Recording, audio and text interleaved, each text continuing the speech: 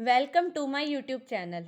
मैंने आपको लास्ट जो वीडियो मैंने अपलोड की थी उसमें मैंने ये बताया था सिंधु घाटी सभ्यता के बारे में। वैसे सिंधु घाटी सभ्यता के और भी बहुत क्वेश्चंस हैं, लेकिन अगर हम सब्जेक्टिव पढ़ेंगे तो वो काफ़ी है। लेकिन उसमें और भी बहुत सारे क्वेश्चंस हैं, वो आपको अगर आपको चाहिए तो मैं इसी पर ही नोट्स प्रोवाइड कर दूँगी। ठीक है, तो अब मैं आपको सिंधु घाटी सभ्यता के बाद आता है वैदिक काल। ठीक है, वैदिक काल के बाद आपका आता है, वैदिक काल के बाद आता है मौर्य धर्म, सॉरी, जैन धर्म, बौद्ध धर्म। जैन धर्म बौद्ध धर्म के बाद जो वंश स्टार्ट होता है, जो डायनेस्टीज स्टार्ट होती हैं, वो होती है हर्यक वंश से। हर्यक के बाद होता है शिशुनाग। शिशुनाग के बाद होता है नंद, और नंद वंश के बाद होता है मौर्य।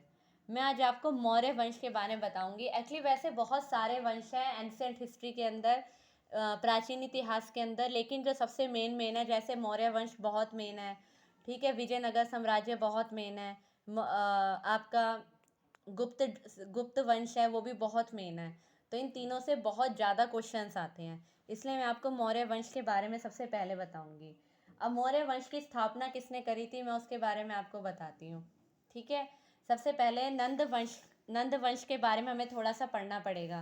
नंद वंश का राजा था धनानंद। नंद वंश का राजा था धनानंद। धनानंद अपने दरबार में बैठा होता है, उसी समय तक्षशिला विश्वविद्यालय का एक अध्यापक था जिसका नाम था चाणक्य। तक्षशिला विश्वविद्यालय का अध्यापक था जिसका नाम था चाणक्य। अगर इतिहास में चाणक्य या कौटिल्य या विष्णुगुप्त ये तीन नाम आते हैं तो कंफ्यूज होने की जरूरत नहीं है, क्योंकि ये तीनों नाम एक ही इंसान के हैं। चाणक्य के ही ये दोनों नाम है, कौटिल्य भी उसी का नाम है, विष्णुगुप्त भी उसी का नाम है। चाणक्य राजा धनानंद के पास जाता है और राजा धनानंद को बोलता है कि यहाँ पर सिकंदर का आक्रमण होने वाला है। राजा धनानंद चाणक्य की बात पर विश्वास नहीं करता, वो चाणक्य को अपने भरे दरबार में बेइज्जत करके निकालता है। तो उस दिन चाणक्य पहले एक पंडित के लिए, ब्राह्मण के लिए उसकी चोटी खोलना बहुत बड़ी बात थी। तो उस दिन वो अपनी चोटी खोलता है और वो मतलब मन में सोचता है कि इसको ये राजगद्दी से हटाकर रहेगा और सिकंदर से भी निपट के रहेगा। तो जब जाता है उसे रास्ते में एक लड़का मिलता है, उस लड़के को वो इन दोनों के खिलाफ तैयार करता है। उस लड़के का नाम होता है चंद्रगुप्त मौर्य। उस लड़के का नाम होता है चंद्रगुप्त मौर्य। ठीक है, अब चंद्रगुप्त मौर्य के बारे में थोड़ा सा पढ़ते हैं।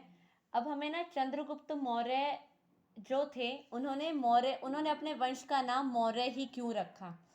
चंद्रगुप्त मौर्य ने अपने वंश का नाम मौर्य इसलिए रखा था क्योंकि उनकी माता का नाम था मुरु। उनकी माता का नाम था मुरु, इसलिए उन्होंने अपने वंश का नाम चंद्रगुप्त मौर्य रखा था। ठीक है, अब चंद्रगुप्त मौर्य की माता का नाम था मुरु। चंद्रगुप्त मौर्य का जो शासन काल था, जब उन्होंने शासन किया 322 बीसी से 298 बीसी तक, 322 बीसी से 298 बीसी तक उन्होंने शासन किया। ठीक है, पहले उन्होंने राजा धनानंद को हराया। राजा धनानंद को हराने के बाद, चंद्रगुप्त मौर्य ने राजा धनानंद को हराने के बाद सिकंदर से उनका युद्ध नहीं हुआ। सिकंदर अपना सेनापति यहाँ पर छोड़कर जाता है जिसका नाम होता है सेल्यूकस निकेटर। जिसका नाम होता है सेल्यूकस निकेटर। उससे चंद्रगुप्त मौर्य का युद्ध होता है। चंद्रगुप्त मौर्य सेल्यूकस निकेटर को हरा देता है। चंद्रगुप्त मौर्य सेल्यूकस निकेटर को हरा देता है, जिसमें चंद्रगुप्त मौर्य जीत जाता है और सेल्यूकस निकेटर की बेटी हेलेना से, जो सेल्यूकस निकेटर की बेटी होती है उसका नाम होता है हेलेना, उससे चंद्रगुप्त मौर्य का विवाह होता है। ठीक है, चंद्रगुप्त मौर्य का विवाह होता है। और जैसे ये एरिया थे जो सेल्यूकस निकेटर के थे, जैसे हेरात, कंधार, काबुल, बलूचिस्तान, जितना पहले ये सब एक ही था।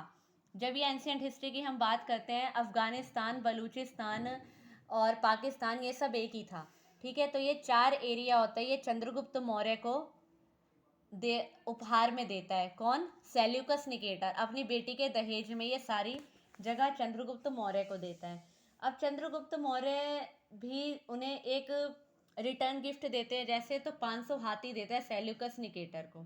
ठीक है, अब सेल्यूकस निकेटर का एक सेल्यूकस निकेटर के पास एक बंदा रहता है जिसका नाम होता है मेगास्थनीज। मेगास्थनीज, ठीक है, मेगास्थनीज। इसको ये हेलेना के साथ भेजता है। तो मेगास्थनीज चंद्रगुप्त मौर्य के दरबार में रहता है। मेगास्थनीज की एक बुक थी जिसका नाम था इंडिका, और चाणक्य की एक बुक थी जिसका नाम था अर्थशास्त्र। इन दोनों किताबों से हमें पता लगता है, ये दोनों किताबें वैसे बौद्ध धर्म की और चंद्रगुप्त मौर्य के बारे में बहुत सारी किताबें हैं, लेकिन इन दोनों किताबों से असली जानकारी मिलती है मौर्य वंश के बारे में। हालांकि दोनों में एक्सेप्शंस बहुत हैं, लेकिन फिर भी काफ़ी सारी जानकारी इन दोनों से मिलती है क्योंकि ये उसी समय लिखी गई थी। इंडिका मेगास्थनीज ने लिखी थी जो चंद्रगुप्त मौर्य के दरबार में रहता था, और अर्थशास्त्र चाणक्य ने लिखी थी जो चंद्रगुप्त मौर्य का गुरु था। इसके बारे में मैं आपको अगली वीडियो में बताऊंगी। धन्यवाद।